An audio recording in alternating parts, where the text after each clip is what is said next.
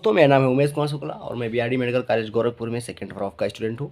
मैं आपको पढ़ाने जा रहा हूँ रेक्टस शीथ। और रेक्टस शीथ बहुत ही इंपॉर्टेंट टॉपिक है आपके प्रॉफ के लिए, आपके यूनिवर्सिटी एग्जामिनेशन के लिए और पीजी के लिए, तो सब कुछ इंपॉर्टेंट है। ठीक है, तो शुरू करते हैं बिना किसी लाग लपेटी के। तब तक आप चैनल को लाइक कर दीजिए, सब्सक्राइब कर दीजिए अगर नया है तो, और भाई बेल आइकन जरूर दबा दीजिए क्योंकि अगला वीडियो जल्द ही मिलने वाला है। ठीक है और आपका एंटीरियर एब्डोमिनल वाल का लास्ट वीडियो होगा, उसके बाद में इंग्वाइनल रीजियन और कई सारी चीज़ें पढ़ाएंगे।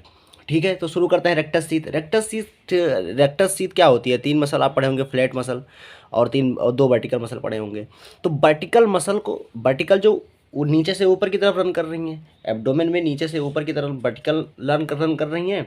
वहीं पर तुम्हारी जो 3 मसल हैं, क्या है? फ्लैट मसल हैं, जो कि हॉरिजॉन्टल हैं, फ्लैट मसल हैं। तो फ्लैट मसल तुम्हारी कौन थी? एक्सटर्नल ऑब्लिक, इंटरनल ऑब्लिक और ट्रांसवर्सस एब्डोमिनिस। वहीं पर तुम्हारी वर्टिकल मसल कौन थी? पिरामिडेलिस थी। और क्या थी? एक रेक्टस एब्डोमिनिस थी। ठीक है, तो रेक्टस एब्डोमिनिस और पिरामिडेलिस को जो लैप करती हैं, यानी कि इनक्लोज करती हैं, उस शीथ को क्या कहते हैं? Rectus sheath. तो पिरामिडेलिस अगर प्रेजेंट होगी, क्योंकि 20% में एब्सेंट होती है, तो पिरामिडेलिस और रेक्टस एब्डोमिनिस को जो शीथ इनक्लोज करती है उसे क्या कहते हैं? रेक्टस शीथ कहते हैं। तो ये किससे बनते हैं? जो ये फ्लैट मसल होती हैं, फ्लैट मसल के एपोन्यूरोसिस से बनती हैं ये, और ये रेक्टस एब्डोमिनिस को कवर करती हैं। तो सिंपल सा बात क्या हो गया? एपोन्यूरेसिस ऑफ फ्लैट मसल से बनेगी रेक्टस शीथ। ये इनक्लोज करेंगी किसको? रेक्टस एब्डोमिनिस को एंड पिरामिडेलिस मसल अगर प्रेजेंट होगी तो। ठीक है, तो इतना रेक्टस शीथ के बारे में जनरल चीज़ें हो गई। अब कुछ फीचर देख लेते हैं। देखो, present in anterior and posterior वाल बाउथ। तो ये एंटीरियर और पोस्टीरियर वाल दोनों में प्रेजेंट होती हैं, लेकिन एंटीरियर वाल कंप्लीट होता है, वहीं पर पोस्टीरियर वाल डिफिशिएंट होता है। अबव एंड बिलो, यानी कि बीच में होंगी, ऊपर और नीचे नहीं होती हैं। ऊपर नीचे क्यों नहीं होती हैं उसको डायग्राम में भी समझेंगे। तो पहले हम देखते हैं कि क्रॉस सेक्शन काटोगे। मान लो ये बॉडी है, ठीक है, ये बॉडी है, तो इसको हम ऐसे काट दे रहे हैं, सीधे ऐसे काट के, और इस तरफ से देख रहे हैं, इस तरफ से देख रहे हैं, तो कैसे दिखाई पड़ेगा वो क्रॉस सेक्शन देखेंगे। तो जो रेक्टस एब्डोमिनिस मसल, जो तुम्हारा रेक्टस एब्डोमिनिस मसल है, वो रन कर रहा होगा सीधे। रेक्टस एब्डोमिनिस क्या है? वर्टिकल मसल है। तो ये वर्टिकल जो लीनिया एल्बा के बगल में इसे रेक्टस एब्डोमिनिस रन कर रही होगी ना, रेक्टस एब्डोमिनिस रन कर रही होगी, तो इसका क्रॉस सेक्शन दिखाई पड़ेगा, इसका क्रॉस सेक्शन दिखाई पड़ेगा। और इसके आगे मतलब ऊपर और नीचे तुम्हारी क्या दिखाई पड़ेंगी? एंटीरियर वाल और पोस्टीरियर वाल। क्या दिखाई पड़ेगा? एंटीरियर वाल और पोस्टीरियर वाल। तो उसी का क्रॉस सेक्शन हम यहाँ पर देखते हैं। ये देखिए डायग्राम आपका कट सेक्शन है। देखो, ये रेक्टस एब्डोमिनिस है जो कि वर्टिकली आ रही है नीचे की तरफ, यानी कि 5th 6th 7th ये आपका कॉस्टल कार्टिलेज है, यानी कि रिब्स का कट पार्ट दिखाया हुआ है, तो ऐसे काट दिया गया है, यानी कि क्रोनल सेक्शन समझ लो। ये है क्या है? क्रोनल सेक्शन है। तो 5th 6th और 7th कॉस्टल कार्टिलेज दिखाया गया है। ये आपकी रेक्टस एब्डोमिनिस मसल है। ये क्या है? रेक्टस एब्डोमिनिस मसल है। इसको आप लिख लीजिएगा, रेक्टस एब्डोमिनिस मसल है। ये इसका एंटीरियर वाल है, किसका? रेक्टस शीथ का। और ये आपका है पोस्टीरियर वाल। ये क्या है? Anterior wall of rectus sheath. देखो, जो पोस्टीरियर वाल है वो डिफिशिएंट केवल बीच में दिखाई पड़ रही है, ना ऊपर है ना नीचे है। तो जो ऊपर बनाएगा, ऊपर जो वाल पूरा होता है किससे मिलके? 5th 6th और 7th कॉस्टल कार्टिलेज के कारण ऊपर तक नहीं जाती। और नीचे यहाँ पर होता है तुम्हारा आर्क्वेट लाइन या फोल्ड ऑफ डगलस होता है, जो नीचे का रिलेशन बनाएगा तुम्हारे रेक्टस शीथ का। अब जो एंटीरियर वाल होते हैं उसमें टेंडिनस इंटरसेक्शन पाए जाते हैं। ये क्या है? टेंडिनस इंटरसेक्शन है,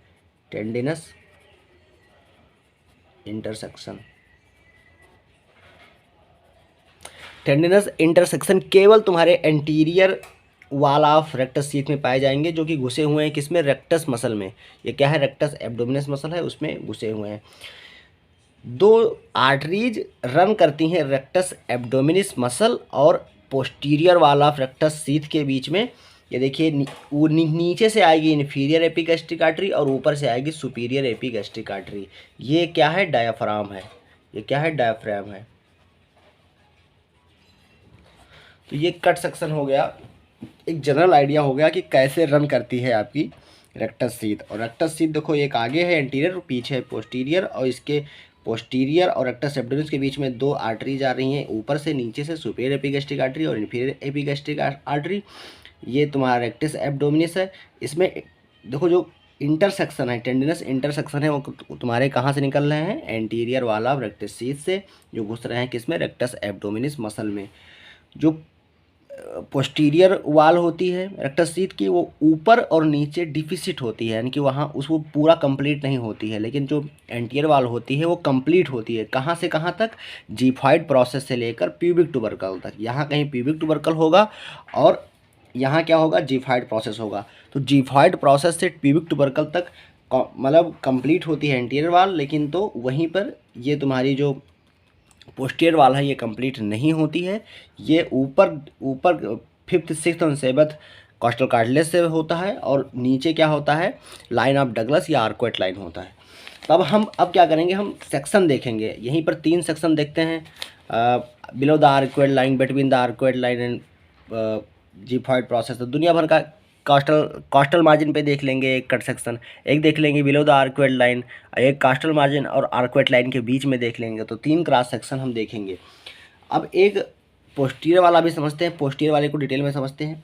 देखो जी, ये क्या है, ये क्या है, पोस्टीरियर रेक्टस शीथ है, पोस्टीरियर वाला रेक्टस शीथ है। ये 5th 6th और 7th कॉस्टल ये वर्टिब्री दिखाई हुई हैं, जो वर्टिब्री सॉरी रिब्स दिखाई दी हुई हैं। तो 5th 6th और 7th रिब्स दिखाई हुई हैं, और इससे जाके जुड़ा हुआ है तुम्हारा, इससे जाके जुड़ा हुआ है तुम्हारा कौन, posterior wall of rectus sheath. नीचे ये आर्कुएट लाइन या फोल्ड ऑफ डगलस यहाँ पर होगा, आर्कुएट लाइन या फोल्ड ऑफ डगलस ये होगा। और इससे ये कौन सी आर्टरी होगी, ये कि इन्फीरियर एपिगैस्ट्रिक आर्टरी, और पीछे क्या होगी, सुपीरियर एपिगैस्ट्रिक आर्टरी। जो मतलब कि ये वाला सेक्शन यहाँ का दिखाया गया है, ठीक है। अब इसको हम पीछे से मतलब ऐसा देख रहे हैं, पीछे से देख रहे हैं, पीछे से समहाट पीछे से नहीं कहेंगे हम, यहाँ से सेक्शन काट दिया है, इसे सीधे ऐसे काट दिए हैं और इस तरफ से देख रहे हैं, इस तरफ से देख रहे हैं, ठीक है। तब ऐसा दिखाई पड़ रहा है। ये तुम्हारा एसिस है, प्रेजेंट है, पता है। और इससे निकलेगा तुम्हारा इंग्वाइनल लिगामेंट, जो का ये क्या है, प्यूबिक ट्यूबरकल है, उससे जुड़ा हुआ है। फैसिया ट्रांसवर्सेलिस, फैसिया ट्रांसवर्सेलिस देखो यहाँ पे दिखाई हुई है, फैसिया ट्रांसवर्सेलिस, क्योंकि जो डिफिशिएंट वाल है वो फैसिया ट्रांसवर्सेलिस द्वारा कवर हो रहा है। देखो ये पूरा क्या है, फैसिया ट्रांसवर्सेलिस। तो पोस्टीरियर वाल के पीछे क्या होगा, फैसिया ट्रांसवर्सेलिस होगा। जो तुम्हारा ऊपर और नीचे, अभी जब रिलेशन देखोगे आप, तो फैसिया ट्रांसवर्सेलिस तुम्हारा पोस्टीरियर वाल में हमेशा लिखोगे, पोस्टीरियर रिलेशन में हमेशा तुम क्या लिखोगे, फैसिया ट्रांसवर्सेलिस। तो ये कुछ जनरल चीज़ें हो गई तुम्हारी रेक्टस शीथ के बारे में। अब हम इसका देखते हैं फॉर्मेशन कैसे आखिर ये बनती है, ये लेयर कैसे बनती है, उसके बारे में बात करेंगे। अब ये देखने के लिए हम 3 लाइन लेंगे। Above the level of costal margin, costal margin के ऊपर, यानी कि ये जो कॉस्टल मार्जिन है यहाँ, ठीक है, ये लगभग यहाँ समहाट हियर हिल जाता है यार बहुत ज़्यादा, ठीक है। ये मतलब यहाँ पर ले रहे हैं below above the costal margin, तो यहाँ लगभग यहाँ काट रहे हैं, यहाँ काट रहे हैं, ठीक है। अब यहाँ काटेंगे तो पोस्टीरियर वाल तो दिखाई नहीं पड़ेगी, पोस्टीरियर वाल क्योंकि यहाँ आ ही नहीं रही है। मान लो एक कट हम यहाँ किए, ठीक है, पहला कट, तो यहाँ पर देखो केवल तुम्हारी एंटीरियर वाल आएगी, केवल एंटीरियर वाल आएगी, पोस्टीरियर वाल यहाँ पर है रहेगी नहीं। ये थोड़ा सा ऊपर यहाँ कर लीजिएगा, ठीक है। उसके बाद में कहाँ पर लोगे, between costal margin and arcuate line. और कॉस्टल मार्जिन और आर्कुएट लाइन यहाँ पर है, आर्कुएट लाइन कहाँ पर है, यहाँ पर है। कॉस्टल मार्जिन यहाँ पे है। तो अगर यहाँ पर कहीं ले रहे हैं, एक कट हम कहाँ लिए, यहाँ पे। अब यहाँ पर तुम्हारा एंटीरियर भी दिखाई पड़ेगी, पोस्टीरियर भी दिखाई पड़ेगी वाल। और उसके बाद में बिलो द आर्कुएट लाइन, एक कट यहाँ पर ले लिया बिलो द आर्कुएट लाइन। तो एक कट जब यहाँ ले लिया तो मतलब यहाँ तो एंटीरियर तो कंप्लीट है भाई, जीफाइड प्रोसेस से प्यूबिक ट्यूबरकल तक, तो वो तो सब में दिखाई पड़ेगी। लेकिन पोस्टीरियर के लिए हम कट सेक्शन देख रहे हैं कि पोस्टीरियर कहाँ पर नहीं है, तो इसके लिए हम कट सेक्शन ले रहे हैं। तो इसको समझ लेते हैं, पोस्टीरियर के लिए कट सेक्शन। तो पहला क्या है, above the level of costal margin. जब हम कॉस्टल मार्जिन के ऊपर लेंगे तो कैसा दिखाई पड़ेगा, और उसका रिलेशन कैसा होगा एंटीरियर वाल का, पोस्टीरियर वाल में कौन से स्ट्रक्चर आएंगे, उसके बारे में देखते हैं। तो पहला हम क्या देख रहे थे, above the level of costal margin. तो सिंपली एक्सटर्नल ऑब्लिक मसल होगी, एक्सटर्नल ऑब्लिक मसल है ये, ठीक है, एक्सटर्नल ऑब्लिक मसल है। और उससे उसकी जो एपोन्यूरोसिस है, रेक्टो जो एपोन्यूरोसिस है वो आगे जाएगी, ऐसे दिखाई पड़ेगा, और जाके कहाँ पर जुड़ जाता है, जीफाइड प्रोसेस पे, ठीक है। तो ये जाके जीफाइड प्रोसेस यहाँ पर होगा, जीफाइड प्रोसेस पे जाके जुड़ रही होगी। क्या है, जीफाइड प्रोसेस है, जीफाइड प्रोसेस है।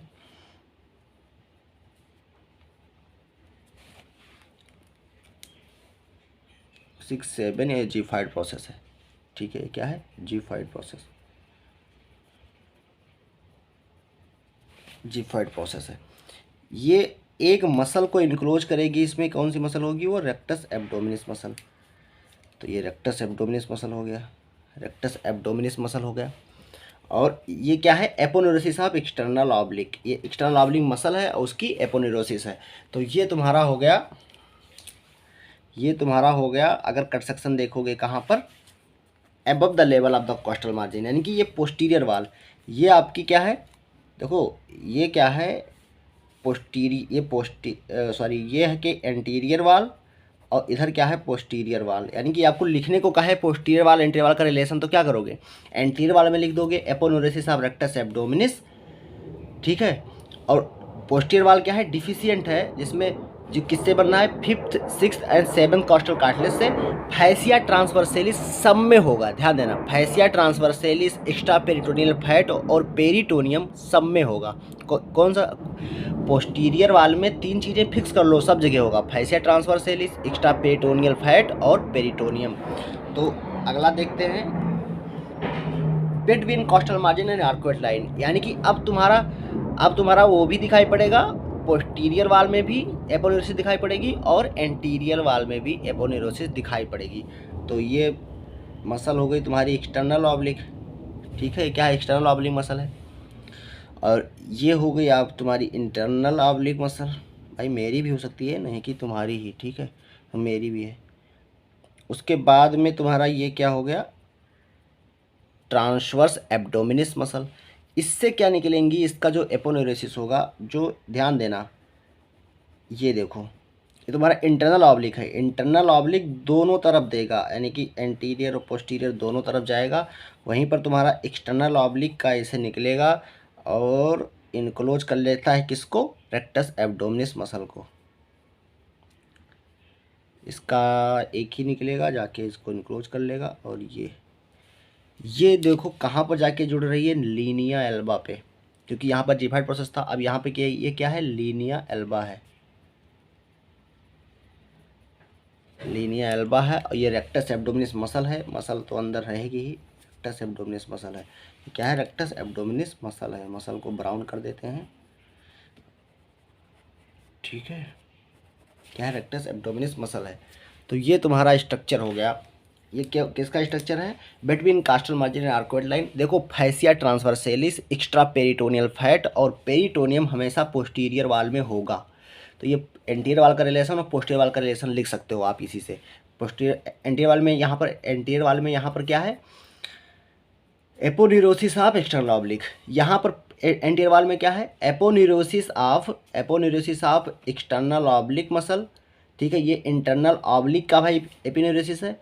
और तुम्हारा ये क्या है, ट्रांसवर्स एब्डोमिनिस। तो पोस्टीरियर वाल में, अगर यहाँ पर पोस्टीरियर वाल पे लिखना होगा तो पहले नंबर लिखोगे क्या है, ट्रांसवर्स एब्डोमिनिस और इंटरनल ऑब्लिक का कंजॉइंट टेंडन का लिख सकते हो, या अलग अलग एपोन्यूरोसिस नाम दे सकते हो दोनों मिलके। ये और fascia transversalis, extra peritoneal fat और पेरिटोनियम, तो पोस्टीरियर वाल का रिलेशन होगा ही। अब उसके बाद में देखते हैं तीसरे नंबर पे, below the level of the arcuate line. Below the level of the arcuate line, जब below the level of the arcuate line देखोगे तो जो ये एक्सटर्नल ऑब्लिक थी, ठीक है, इंटरनल ऑब्लिक थी और ट्रांसवर्सस एब्डोमिनिस थी। तीनों जो मसल होंगी उन वो एंटीरियर वाल से ही जाती हैं। तुम्हारी इंटरनल ऑब्लिक और ट्रांसवर्सस एब्डोमिनिस मिलके एक बनाती हैं कंजॉइंट टेंडन, और ये निकल जाती हैं तुम्हारी, जाके जुड़ती है लीनिया एल्बा पे, और दूसरी तुम्हारी जाती है एक्सटर्नल ऑब्लिक की, और ये भी जाके जुड़ जाती है कहाँ पे, लीनिया एल्बा पे, लीनिया एल्बा पे। और रेक्टस एब्डोमिनिस मसल ऐसे होगी बीच में, तो इसको ब्राउन कर देते हैं। मसल कैसी रंग देते हो, ब्राउन, ठीक है, ये हो गया। अब एक चीज कॉमन याद रखना, पोस्टीरियर वाल के रिलेशन में हमेशा fascia transversalis, extra peritoneal fat और पेरिटोनियम लिख देना, तो आपका ये बढ़िया क्वेश्चन हो जाएगा। ये क्या है, नेमिंग कर देते हैं, एक फैसिया ट्रांसवर्सेलिस। ये क्या है, फैसिया ट्रांसवर्सेलिस।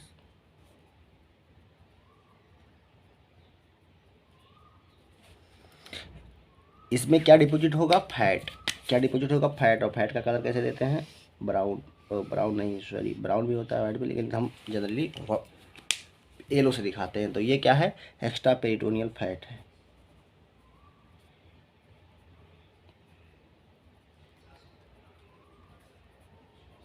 पेरिटोनियल फैट है, ये क्या है, पेरिटोनियम है। मतलब और अगर आपको यही क्वेश्चन बड़ा करना चाहते हैं तो क्या करेंगे, जो एंटीरियर वाल है, पोस्टीरियर वाल, हर जगह का, तीनों जगह का उसका रिलेशन लिख देंगे, हेडिंग डालेंगे, रिलेशन एंटीरियर वाल पोस्टीरियर वाल। एंटीरियर वाल में क्या है, पोस्टीरियर वाल में क्या है, लिख देना है, ठीक है। पोस्टीरियर वाल में ये तीन स्ट्रक्चर हमेशा पाए जाएंगे, fascia transversalis, extra peritoneal fat और पेरिटोनियम, हर जगह पाए जाएंगे। वहीं पर तुम्हारा चेंज होता रहता है केवल एंटीरियर और पोस्टीरियर का, ठीक है। दो में देखो, पोस्टीरियर में कुछ है ही नहीं, यहाँ पर केवल फिफ्थ सिक्स्थ और सेवन्थ कॉस्टल कार्टिलेज है, जी5 प्रोसेस है। और यहाँ पे देखो, यहाँ पे है, ठीक है, तो ये ध्यान रखिएगा। ये तुम्हारा हो गया। अब हम देखते हैं कंटेंट। कंटेंट क्या है वो देखते हैं। देखो, जो कंटेंट होता है, दो मसल, दो आर्टरीज, दो वेन और 6 नर्व्स होते हैं। क्या होते हैं, दो मसल, दो आर्टरीज, दो नर्व्स और 6 नर्व्स होते हैं। तो दो मसल कौन होगी, एक हो गई रेक्टस एब्डोमिनिस और दूसरी कौन होगी, पिरामिडेलिस। दो मसल हो गई। Two arteries, superior and inferior epigastric artery, ठीक है। तो superior inferior epigastric artery. Two veins, वही सुपीरियर एंड इन्फीरियर एपीगैस्ट्रिक, बस वेन नाम दे दो, ठीक है। 6 नर्व होंगी। 6 नर्व यानी कि जो लोअर सिक्स थोरेसिक नर्व होंगी। लोअर 6 थोरेसिक नर्व होंगी, यानी कि 5 तो इंटरकॉस्टल होंगी, 5 इंटरकॉस्टल और +1 क्या होगी, सबकॉस्टल, जो नेम के आधार पर देखें। ये तुम्हारा कंटेंट हो जाएगा तुम्हारा रेक्टस सीथ का। अब उसके बाद में क्लिनिकल पे आते हैं रेक्टस सीथ के। क्लिनिकल पे क्या होगा तुम्हारा, देखो, रिकंस्ट्रक्टिव सर्जरी ऑफ ब्रीस्ट। अगर रिकंस्ट्रक्टिव सर्जरी करते हैं ब्रीस्ट का, यानी कि मसल लगाना होता है, तो कौन सी मसल लेते हैं, रेक्टस एब्डोमिनिस मसल यूज करते हैं। अगर ब्रीस्ट में मसल हमको ऐड करना है तो कहाँ का ऐड करेंगे, रेक्टस एब्डोमिनिस मसल का, सुपीरियर एपिगैस्ट्रिक और इन्फीरियर एपिगैस्ट्रिक को बचा के, ठीक है। और उसके बाद में देखो, एक में क्या हो जाता है कि डाइवेरिकेशन ऑफ रेक्टिस एब्डोमिनिस हो जाता है, यानी कि दोनों जो लेयर हैं, दोनों तरफ की लीनिया एल्बा के दोनों तरफ की रेक्टस एब्डोमिनिस वो क्या हो गई, ऐसे वाइड हो गई। पहले ऐसे थी, अब ये क्या हो गई, वाइड हो गई। जब वाइड हो जाती हैं तो इससे क्या होता है, हर्नियल सैक बाहर आ जाता है, containing loop of intestine protrudes forward, ठीक है। उसके बाद हिमेटोमा ऑफ रेक्टस सीथ देखते हैं। हिमेटोमा है मतलब कि जो सुपीरियर एपिगैस्ट्रिक आर्टरी और इन्फीरियर एपिगैस्ट्रिक आर्टरी थी उसमें स्ट्रेच हो गया या वो रैप्चर कर गई। तब क्या होता है, जैसे मान लो खूब तेज से कफ कोई कर रहा है और झटके में उसका मतलब रैप्चर हो गई उसकी आर्टरी, तो क्या, या प्रेग्नेंट वोमेन में बहुत ज़्यादा लोड पड़ता है तो इससे रैप्चर हो गया, तो क्या हो जाता है, superior and inferior epigastric artery rapture हो गई या स्ट्रेच हो गई, तो ब्लीडिंग हो जाएगा विथिन रेक्टस सीथ, तो वो क्या बन जाएगा, हिमेटोमा बन जाएगा। मिड लाइन पेन होता है इसमें, tender mass confined to 1 rectus sheath, जो टेंडर मास होगा कन्फाइंड होता है एक रेक्टस सीथ में। देखो, रेक्टस सीथ इस साइड होगा और इस साइड भी, लीनिया एल्बा के इस साइड भी होगा कि और उस साइड में होगा, क्योंकि रेक्टस एब्डोमिनिस मसल दो होती हैं तो दोनों तरफ रेक्टस सीथ होगी, ये ध्यान रखना। अब दूसरा है एपिगैस्ट्रिक हर्निया। एपिगैस्ट्रिक हर्निया में क्या होता है, जो फैट होता है वो प्रोट्रूड कर जाता है लीनिया एल्बा से, तो देखो upper part of the linear Elba, यानी कि ये तुम्हारा क्या है, सब कॉस्ट, मान लो ये सब कॉस्टल मार्जिन दिखाया हुआ है तो कहीं यहाँ पे, ठीक है, ये चीना है, ये देखो ये क्या है, जीफाइड प्रोसेस है, और जीफाइड प्रोसेस के जस्ट नीचे से यानी कि लीनियर अल्बा के से बाहर निकल जाएगा फैट। जब फैट बाहर निकल जाता है तो उसे कहते हैं इपीगैस्ट्रिक हर्निया। ये क्या है, प्रोट्रूशन ऑफ फैट है from the linear alba, upper part of linear alba से, ठीक है, अपर पार्ट ध्यान रखना, upper part of the linear alba. तो ये तुम्हारा क्लिनिकल क्वेश्चन खत्म हो गया रेक्टस शीथ का। अब हम अगला चैप्टर पढ़ेंगे इसमें, इंग्वाइनल रीजियन या ग्रोइन, ठीक है, इंग्वाइनल रीजियन या ग्रोइन पढ़ने वाले हैं। अगर अच्छा लगा वीडियो तो चैनल को लाइक कीजिएगा और सब्सक्राइब करना ना भूलें और जुड़े रहिए, ठीक है, धन्यवाद।